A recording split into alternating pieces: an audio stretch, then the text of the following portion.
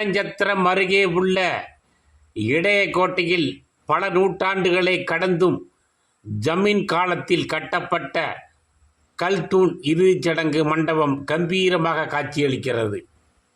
மண்ணுலகில் இருந்து இறந்து விண்ணுலகத்துக்கு சென்ற இறந்தவர்கள் தனக்கு நடக்கும் இறுதிச் சடங்கை இறந்தவரின் ஆன்மா பார்க்கும் என்று நம்பப்படுகிறது.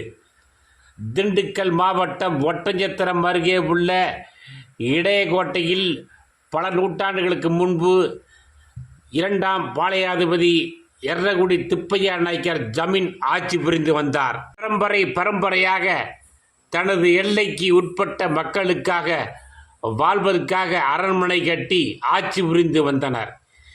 எதிரிகளுடன் போர் செய்து மக்களை காப்பாற்றியும் தன்னிடம் உள்ள நிலம் மற்றும் செல்வங்களை வாரி வழங்கினார்கள்.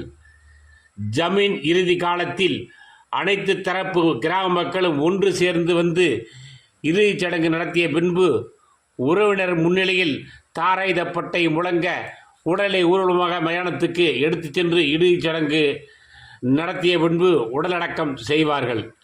அந்த வகையில் வாழ்ந்து இடையகோட்டையில் கம்பீரமாக கலைநயத்தோடு அரண்மனை கட்டி ஜமீன்தார்கள் வாழ்ந்து வந்தார்கள். அந்த வகையில் வாழ்ந்து இடையகோட்டையில் கம்பீரமாக கலைநயத்தோடு அரண்மனை கட்டி ஜமீன்தார்கள் வாழ்ந்து வந்தார்கள். கடைசி காலத்தில் இறுதிச் சடங்கு நடத்துவதற்காக கல் தூண்களால் ஆன கோட்டையை கட்டி வாழ்ந்து வந்துள்ளனர்.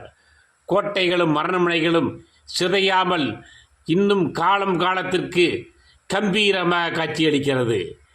இந்த கதைகளை புத்தகங்களிலும் படித்தும் முன்னோர்கள் கதை சொல்ல கேட்டிருக்கிறோம்.